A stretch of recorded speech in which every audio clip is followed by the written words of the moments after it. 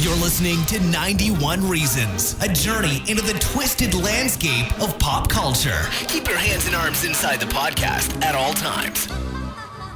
And now, the voice, Jeff Tucker.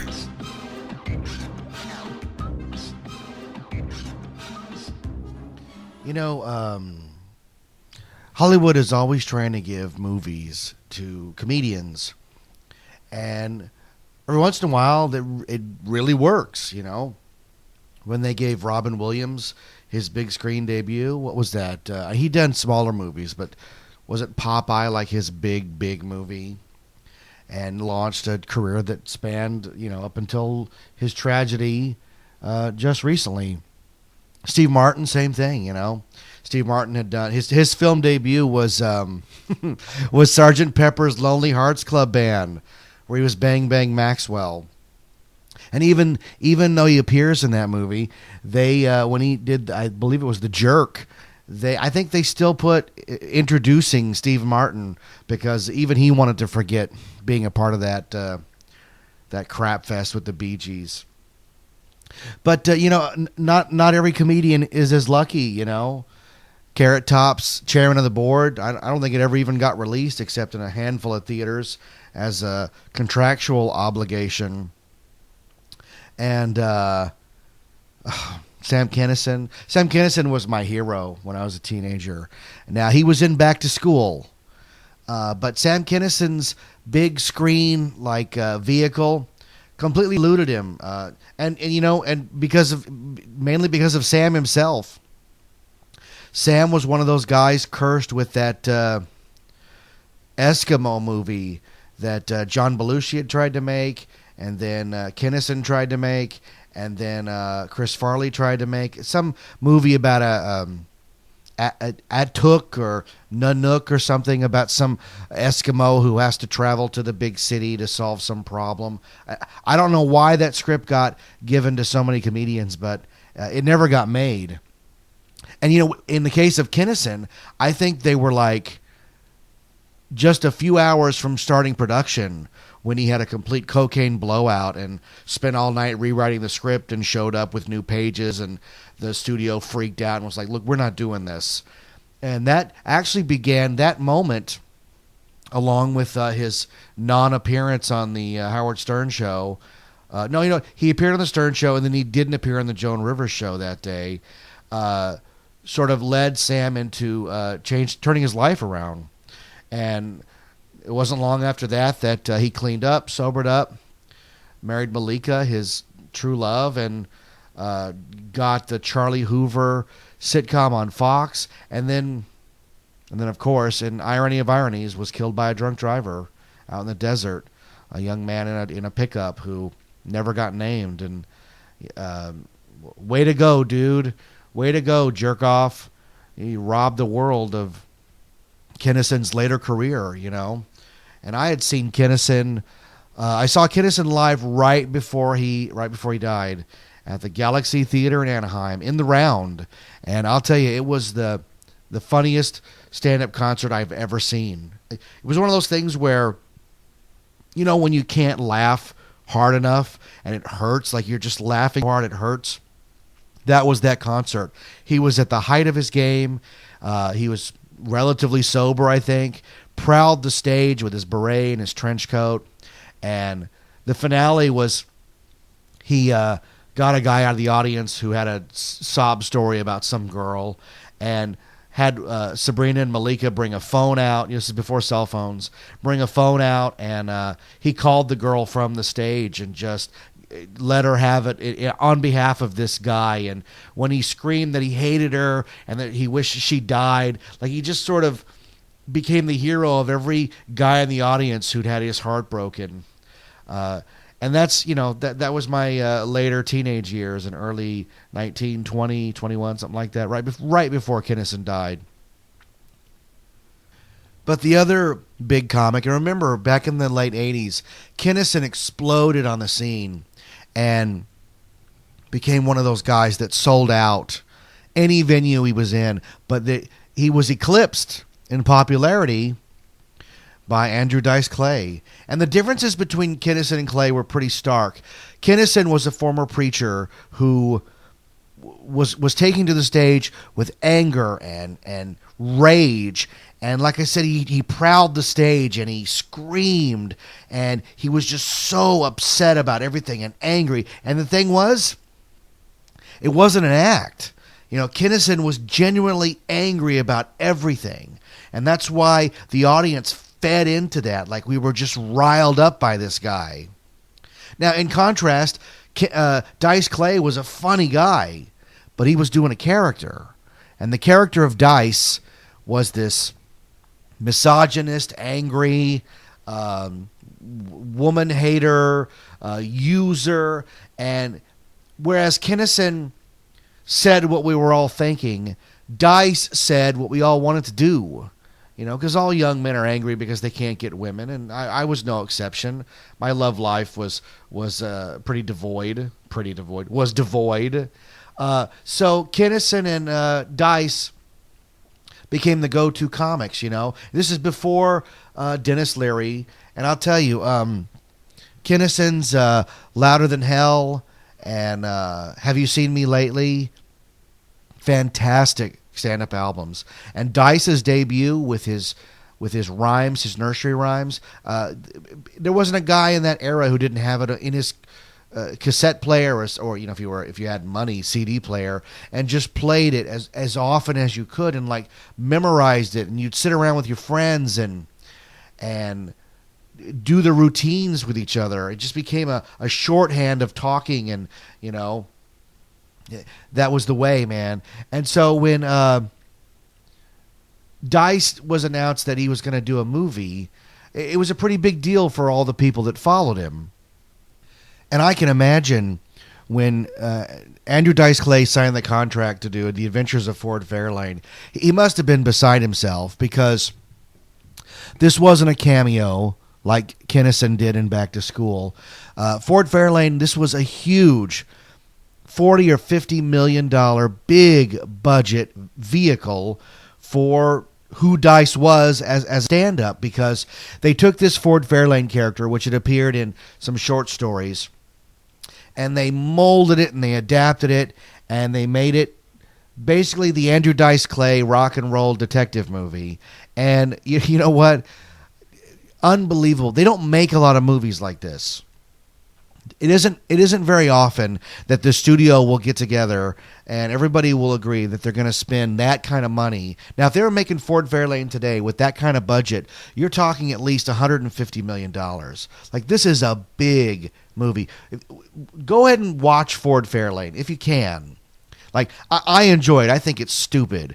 And there's place in every movie collection for schlock, for stupid, for dumb. Everybody has, and I don't like to use the word guilty pleasure, because I don't feel guilty when I'm watching it.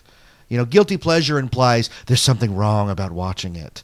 But Ford Fairlane is unabashedly dumb and wears its heart on its sleeve as a filthy, rock and roll fueled fantasy movie starring every major goofball of the era, and if they're not in it, they're referenced in it. And it's hard to believe Fox even greenlighting this movie. They gave it to Rennie Harlin, who had just come off of the last Nightmare on Elm Street movie, and I'm not sure what they saw in that which led them to give them this big Joel Silver picture. Now, Joel Silver's the guy who produced all the big 80s action movies. If you liked it and it had lens flare in it, Joel Silver was the producer. Die Hard, Lethal Weapon. I mean, you just say those two and that's it. Silver Pictures was the hallmark of action movies. And here they were making this, before Bruckheimer took over.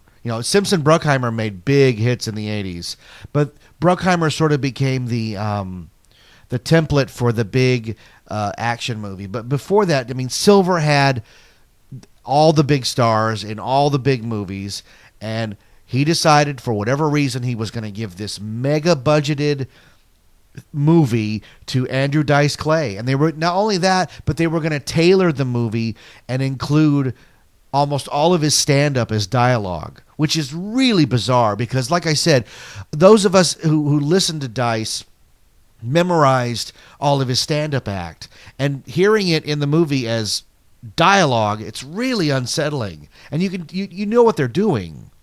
So instead of coming off as clever, it comes off as they just listened to the album and they wrote down lines and decided he would spew them at some point.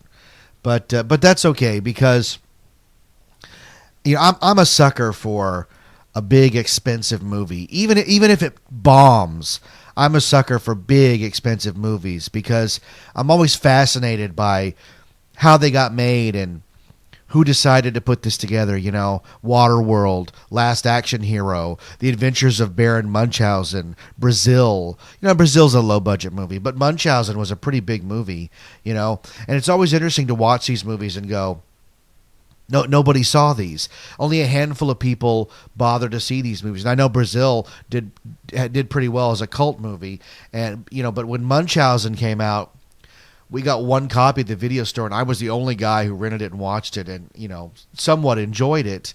But Ford Fairlane it's so bizarre. Like, it has all the trappings of a legitimate movie, and it is a legitimate movie, but it's schlock.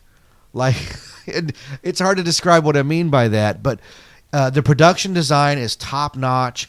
It's expensive. It has explosions. It has pretty women. It has all the things that Joel Silver puts in a movie. And because it's a Joel Silver movie, they don't just put one or two. Like, there's all kinds. It's when Ford's house blows up, it doesn't just blow up. Like, it blows up like an atom bomb has gone off. First they blow the TV up, then they blow the house up, then they blow the car up right in a row. And of course nobody gets hurt because it's a Joel Silver movie and all the heroes are indestructible.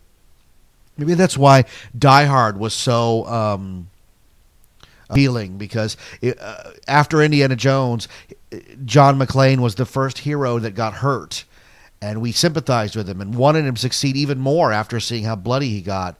But Ford Fairlane, not so much. Like, they throw punches and people get knocked out in one punch, or they get hit by a car. Here's the weird thing. They get knocked out in one punch, or they get hit by a car and then stand up again because the script calls for it.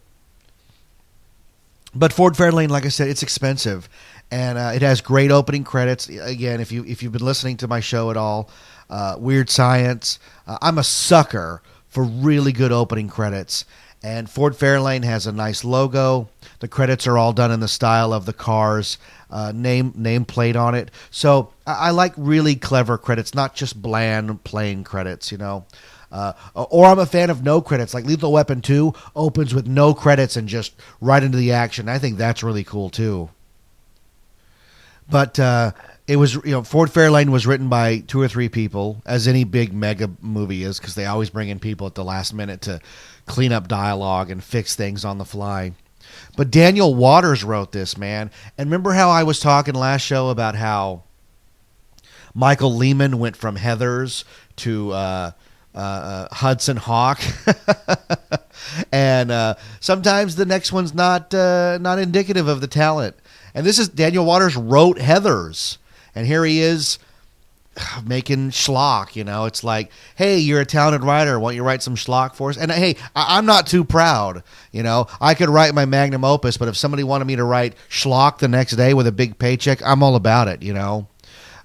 Art doesn't pay the rent. Art feeds the soul, but it doesn't buy Starbucks, if you know what I mean. But I remember going to the theater to see Ford Fairlane, summer 1990, and we were all amazed because Rennie Harlan had done one of those weird summer things. You sometimes see it in actors, like Jude Law, I know, has had movies open on the same day. And Ryan Reynolds, God bless him, R.I.P.D. and Turbo, the snail movie, opened and bombed on the same day. He might have the worst track record. Ryan Reynolds might have the worst track record of not only opening 2 movies on the same day, but opening 2 mega bombs on the same day with high expectations on both. But Rennie Harlan had opened Die Hard 2, Die Harder, maybe the dumbest sequel title ever. Die Harder, Die Hard 2, in case you weren't aware. And then the next week, he had Ford Fairlane open. And that's got to be you got to be owning the city at that point. You got to be one of those guys, like, I've never known that, like, to have so much success on the same in the same time period. Like, just one, all of us gauge and judge our lives based on our losses and successes, right? But usually the successes come one at a time, and you're able to savor them. Like, this is it, man. But to have movie after movie open on consecutive weekends, big mega. I mean, what did Die Hard cost? $70-80 million, and then the next week, Ford Fairlane is opening, and he did Ford Fairlane before Die Hard, so they're all coming out at the same time. I don't even know what that means, And then he does Long Kiss Goodnight, written by Shane Black, and marries Gina Davis. Like, what the heck? God, Rennie Harlan, man, he was on cloud nine for years. Cliffhanger. And then it all sort of went away, right? Sorry, Rennie. Didn't Rennie? I'm getting him confused with Jan de Bont, but those guys who make schlock, who make good movies, then make schlock. It happens. That's just the way it goes, right? But Ford Fairlane is one of those expensive-looking Hollywood movies done, not long before, but before the digital revolution. They spent a lot of money on this, but it's all practical. The explosions are practical. You can see the debris cannons shooting out before the fire comes out. Look at a movie. God, what a product of its time period, right? Not only does everybody in this movie smoke, but every scene has so much smoke in it. It looks like it's London circa 1895 with the streets full of fog. Every scene in Ford Fairlane is done through a haze and shot on film. So it has a real filmy celluloid look, which I really like, and that's maybe part of its appeal, right? But what's weird about Ford Fairlane is, here's a movie that's unabashedly stupid and revels in as much use of the F word as they can. Like, every character says the F word over and over, and references to bodily functions and filth. And yet, the plot, and I'm doing air quotes that you can't see, the plot is taken from Chinatown. And they even reference Chinatown at least twice in the movie, where Gilbert Gottfried goes, my sister, my daughter. And then somebody references Chinatown late in the movie, like unabashedly. And, it's Julian Grindle, Wayne Newton, who goes, dump the body in, shall we say, Chinatown. So you can tell that they watched Chinatown, and they wanted to make this ridiculously complicated, heavily plotted film noir movie set against the backdrop of Los Angeles music scene 1990, with the emergence of hip hop, the still continued rise of heavy metal, and Ford Fairlane, who's this 50s throwback singing about, I got a 55 Cadillac, but I ain't got you. It's a weird movie. Now, I think you can pick this DVD up for about $4. Or eBay, you could probably get it for $1. I don't know if it's on Netflix. I have a love-hate relationship with Netflix. When I turn it on, I love it, and I watch a lot of stuff. But then I'll go 2 or 3 weeks without watching anything, and I'll go, why am I paying for this? So I'll turn it off. So right now it's off because I'm doing Haunt, and I don't have time to watch anything. Which is ironic because I just watched Ford Fairlane. But it has this incredibly complicated plot where the lead singer of Black Plague, Bobby Black, played by Vince Neil, he dies at this giant concert. And it's weird because it's a concert in like this almost Grand Canyon setting with rock, and he comes in on a zip line, and he goes, "Hello, Los Angeles." Now, I've been to almost every Los Angeles concert venue, and I don't know where this is at. Like, I have no idea where Los Angeles has these tall rock columns. So that's a little weird. But it's okay because, again, the movie's unashamedly stupid. So Bobby Black dies. We actually get it starts with Ford on the beach doing everything in flashback, which is very film noir because we see the hero at the outset already having lost, and we're going to now recount his losses before his eventual his eventual comeback and how he saves the day or whatever, you know. But it opens with Ford going on just, finishing up a case where he has to find the stalker of Josie and the Pussycats. And it's the guy from The Warriors who, oh my God, is he hamming it up, like to the nth degree hamming it up. Again, it's a cartoon. Now, they had a Ford Fairlane comic book. And I remember buying it thinking it was the movie adaptation. But it turned out they were telling earlier stories of Ford Fairlane. And I think the comic book took place in the 70s with disco. Like, it was really dumb. But the movie opens with just like, here's what Ford does. And everybody loves Ford Fairlane. It's one of those things where he's cool because everybody says he's cool. And then he does a couple of cool things to cement that. So we, the audience, will just fall in love with this guy. He's the coolest guy. He's got all the right dialogue, which is his stand-up. And he takes out the guy from the Warriors, the stalker guy, takes him on the bar and breaks every glass. It's one of those movies where everything is breakaway. Every window, every glass is breakaway. Everything shatters. Everything breaks. The smoke is thick. The women are hot in little tiny outfits. And it's just a stereotypical male fantasy movie. And isn't that why we all went to see it? And I say we all, like all 30 of us back in the summer of 1990 went to see this thing. Now, I remember working at Blockbuster Video and getting one of the promo tapes for this thing and just playing it in the store, like, because you knew that in 89, 90, 91, when movies bombed, they were going to be huge on video. Because if they bombed in a big way, that means nobody went to the theater, but everybody knew about it. So when it came on video, everybody was going to rent it. So Ford Fairlane was a huge rental movie. Like, we couldn't keep it in stock. I had to buy the Laserdisc. Let me let that sink in. I had to buy the $30 Adventures of Ford Fairlane Laserdisc in Letterbox to get to watch it as often as I did back in the day. Now that's idiot commitment. But then Ford gets a call from Gilbert Gottfried, who's doing his best Howard Stern impression, which is pretty funny. And he hires Ford to find Zuzu Pedals, which is Maddie Corman from Some Kind of Wonderful. I think she would later show up in Swingers in the pivotal role at the end. But Ford takes the case because he needs the money, because rock stars keep paying him in wristwatches, and I'm not kidding, a live koala, which in the movie might be the worst animal puppet I've ever seen in a movie. Like, this thing is so fake.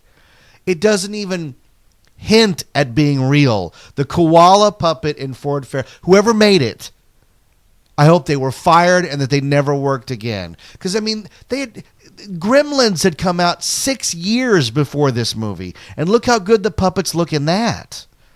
And this is a real creature. Oh, the koala's so bad. And again, it's supposed to be a cartoon. It's supposed to be stupid. So it's unfair to beat up on it. But come on. The koala should at least look real. And it does not look real.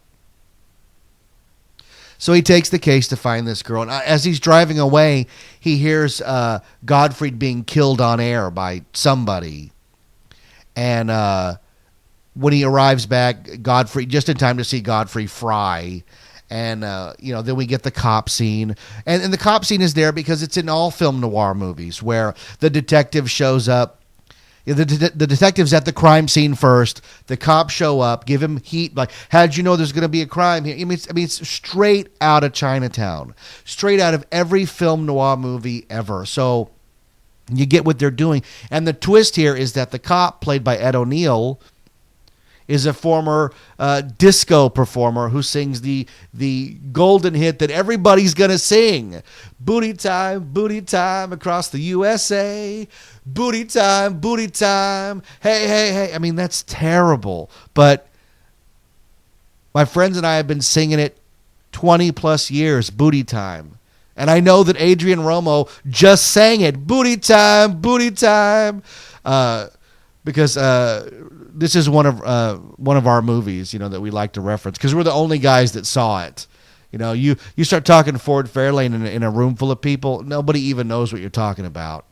They have no clue. And Dice, this wasn't even his film debut. He did a really good job in Casual Sex, and I knew because that was a Leah Thompson movie and it had sex in the title, so I was going to see it. But she ends up marrying Dice in that movie. How about that? But, the cop scene's funny because of Booty Time. And Ford picks up a clue. Art Mooney is written on a piece of paper. And for some reason, this is important, and he takes it. Like, there's no rhyme to it. It wasn't like Godfrey was clutching it in his hands or anything. There are many moments in this movie where Ford will pick up a clue because he needs to pick up a clue, and there's no rhyme or reason to it.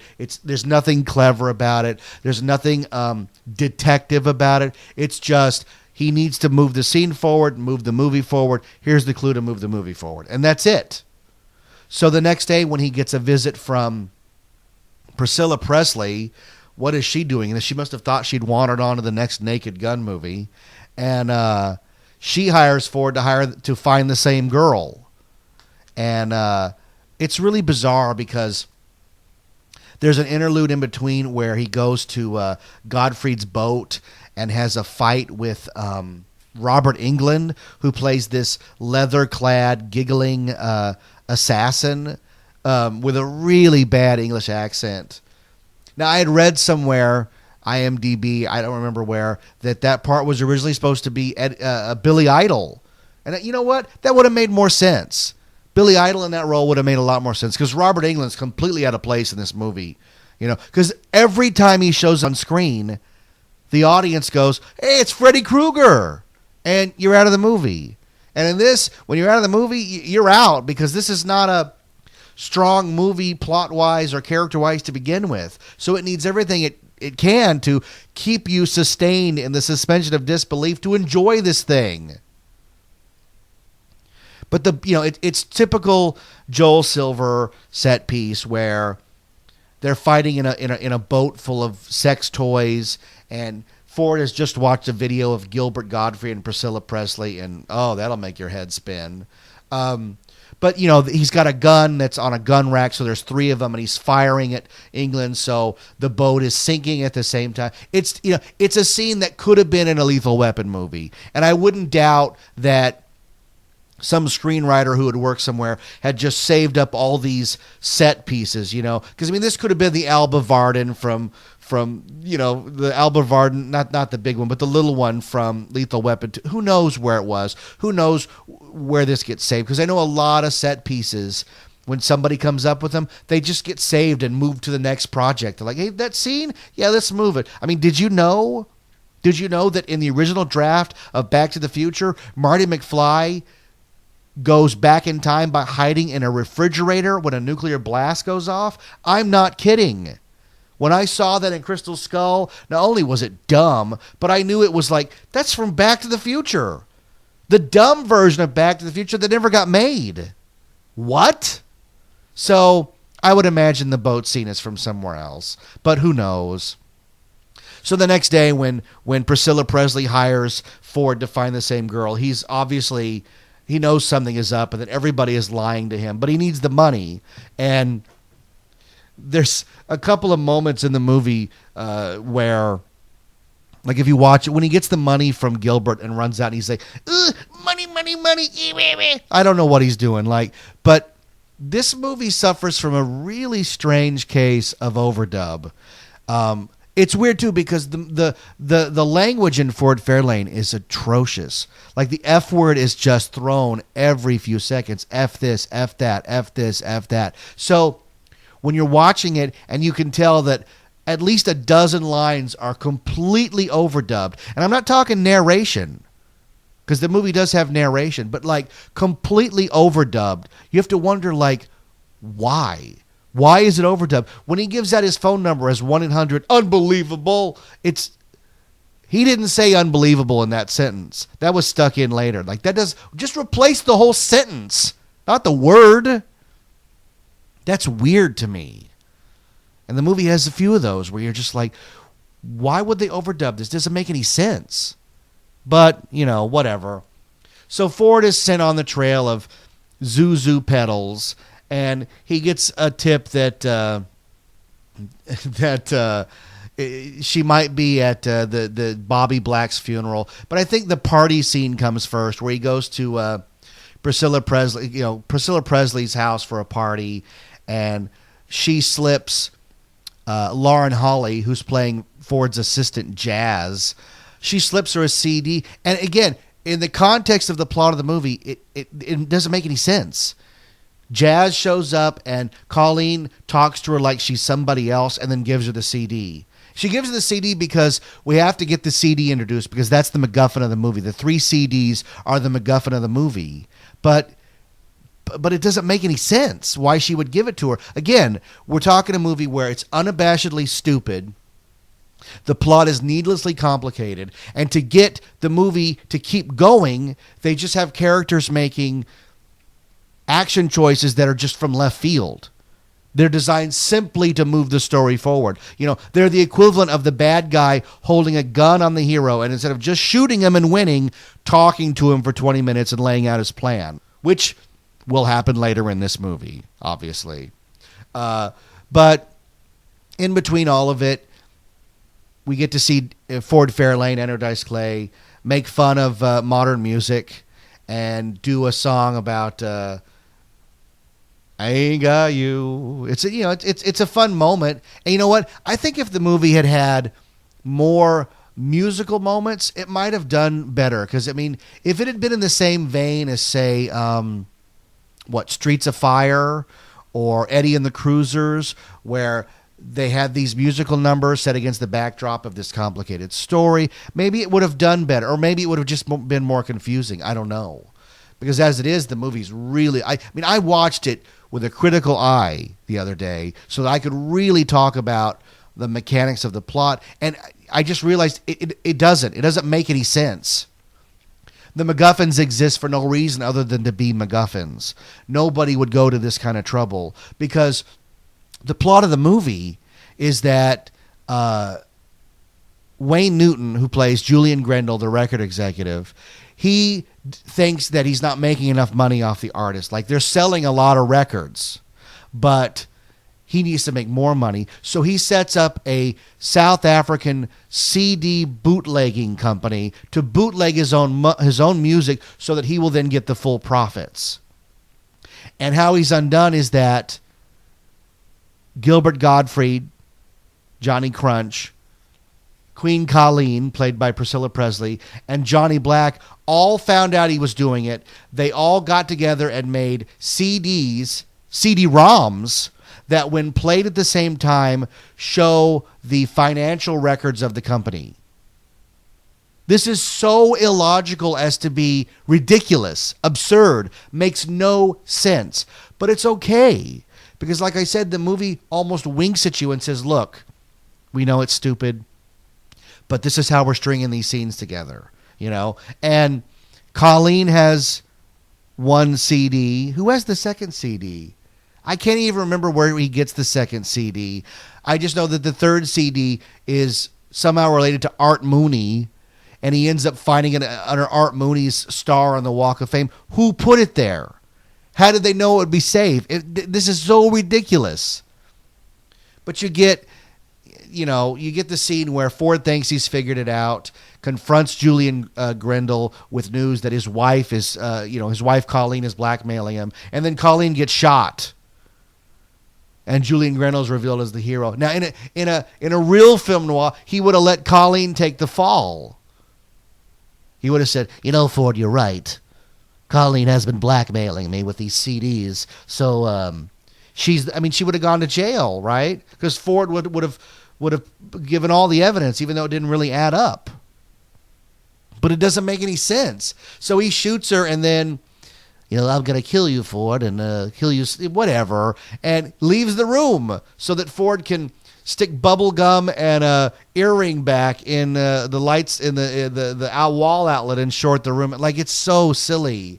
But this is Joel Silver. This is Rennie Harlan, and you revel in it because, again, like I said at the beginning, they don't make these giant, expensive star vehicles like this anymore. And if they do, they're all digital.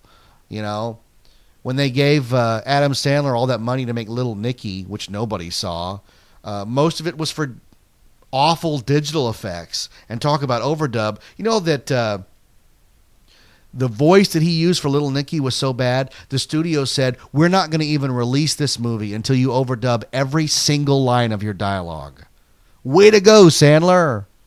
Had a toy line. That movie had a toy line, Little Nicky. You got to be kidding me. But Ford Fairlane is just one of those relics of 1990, and smoke-filled movies that look like beer commercials and neon and, beautiful, beautiful women. And again, where one movie would have 2, a Joel Silver movie has 100. There's a scene where Ford goes to hide out at a sorority house where the screen is just shot after shot of hot women doing stereotypical hot women things like eating corn dogs, playing Twister, having a pillow fight. And if that wasn't stereotypical enough, that scene also contains knocking over everybody's motorcycle by knocking over the first one. Now, they do it with the Corvette. But what a bizarre movie. My only complaint with Ford Fairlane, because, again, I don't mind stupid. But you know what? If they'd, in the editing room and on script, had really made an effort to make the plot make sense, and it's okay if you're going to ape Chinatown, because Chinatown's fantastic. What a stellar film noir movie, right? But if you're going to ape Chinatown, then ape it. Then make the plot make sense. Chinatown takes 3 viewings until you go, oh my God, the plot makes sense. Roger Rabbit. Roger Rabbit is the kid version of Chinatown. And you know what? Roger Rabbit's plot makes sense. It's incredibly complicated for a movie about cartoons and real people, but the plot makes sense. And if Ford Fairlane, if they just worked on that script or worked in the editing room a little harder and not just make everything coincidence, chance, oh, I can't believe this happened, they might have had a major cult classic on their hands, like Repo Man,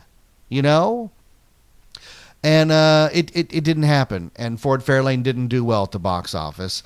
Like I said, it did really well on home video, and I think that's cool because I worked at the video store, and people would go, is this any good? I'd go, you know what? This movie's crazy. You're going to have, switch off your brain and watch this movie, And this is right after Bill and Ted. So it was, stupid movies were kind of in. And not that this is like a stupid stoner movie like Dude, Where's My Car? It isn't. This movie tries to take itself seriously. And even though Dice is not an actor, he's not phoning this in. Like, he's really putting in the effort to make this movie interesting and fun. And it's weird to think that if Ford Fairlane had done well at the box office, if it had been one of those sleeper, unbelievable lightning in a bottle hits, Dice would probably still have a movie career today.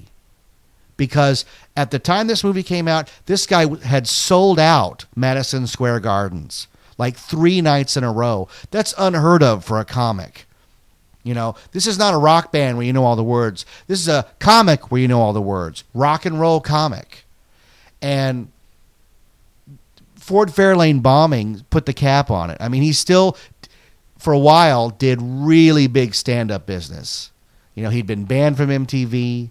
He'd been ostracized from Saturday Night Live, and eventually he'd end up on the Arsenio Hall show crying and saying that he was just doing a character. And that might have been the final nail in the coffin for us Dice fans. Now, I still enjoyed Dice, but if you were a casual fan and you saw him on TV crying and saying, it's not real, it's just a character, that's not what you want. I appreciated the fact that Andrew Silverstein, a Jewish guy, had made this incredibly complete Italian stereotype jerk-off character and managed to get a big movie deal in Ford Fairlane. There's a lot of things to idolize there, especially for a guy trying to make it in the business. I was at the Comedy Store for a while. This is a guy this is making it. Now, he couldn't sustain it, but a lot of them don't. A lot of them are not able to sustain it, and things don't go well. There's only so many Steve Martins, Richard Pryor, Eddie Murphy, Robin Williams, Dennis Leary.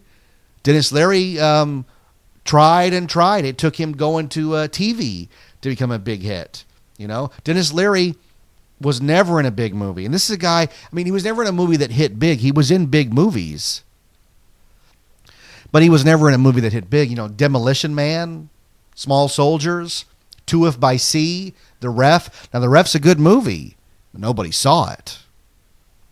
But the mind reels at what could have been, because Kinison was not that far from dying, and Dice was the heir to the comedy throne, and he would have been unchallenged until Dennis Leary came around.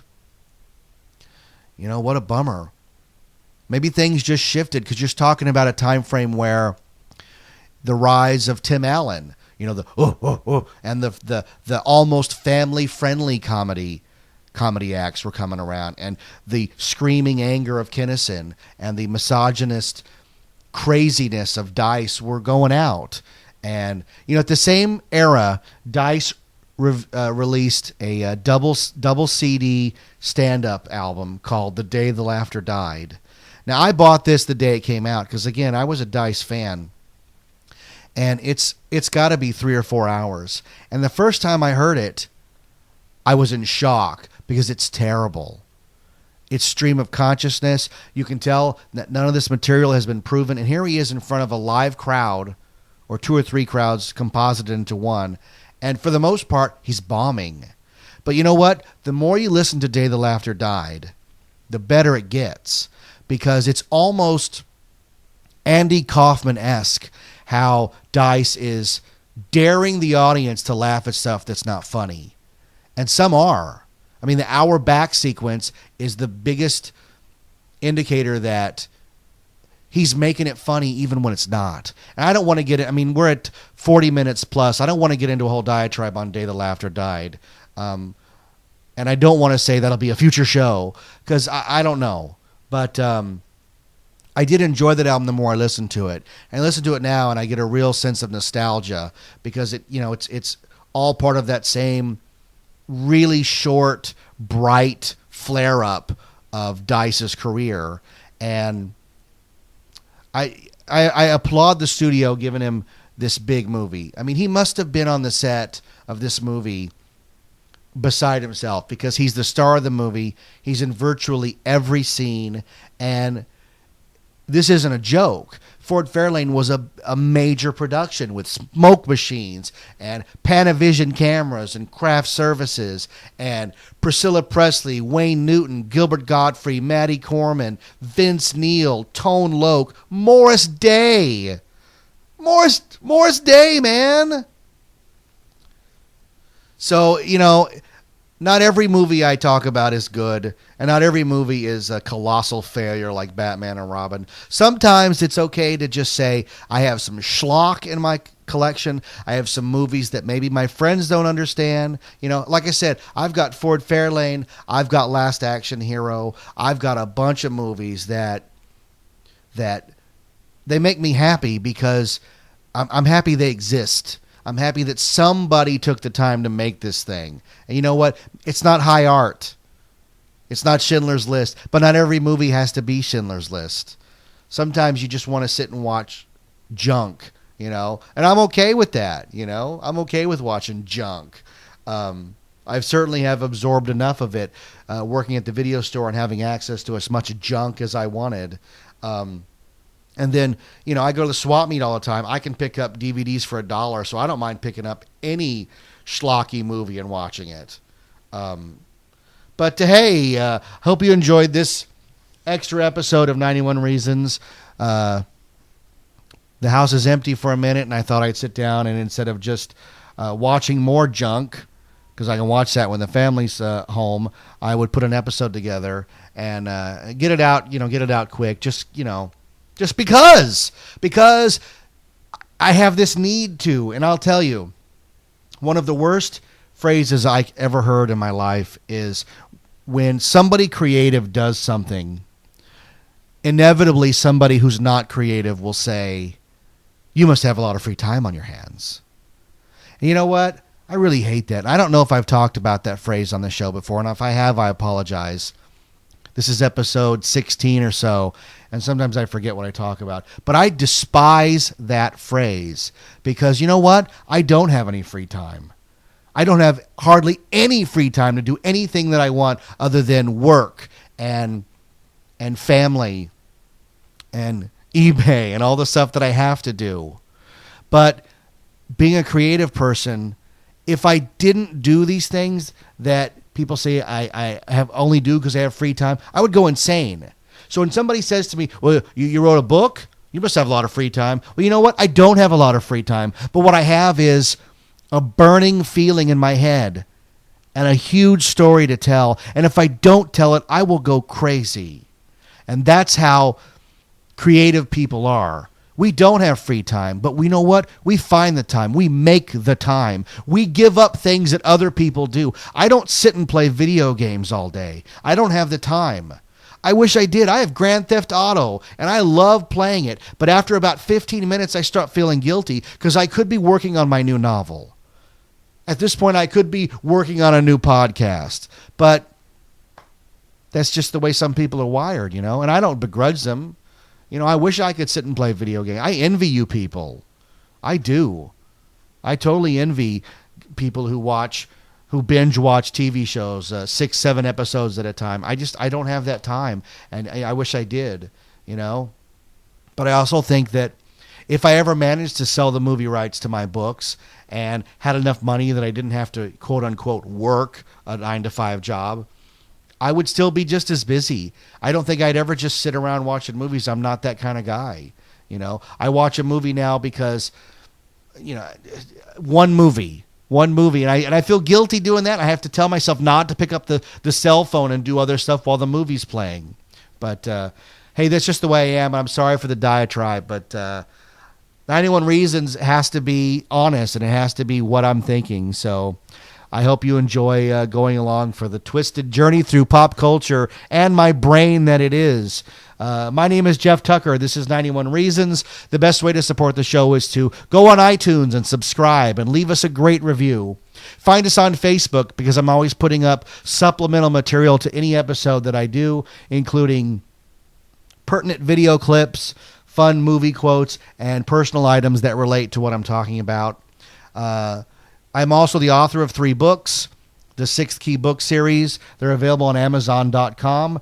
The first book is The 6th Key, followed by The Lost Station, and my newest book, The Infinite Backward. They're all available in beautiful paperback editions or as a Kindle download for only 99 cents. And as I said earlier, we're always looking for a movie studio interested in buying the rights. So if you're listening, go check out my books. And if you know Joel Silver, I can add explosions and scantily clad women to these books. I know I could. There's got to be a way. This is 91 Reasons. Thanks for listening to 91 Reasons. Please subscribe and leave a review on iTunes. Find us on Facebook. Is anyone even still listening?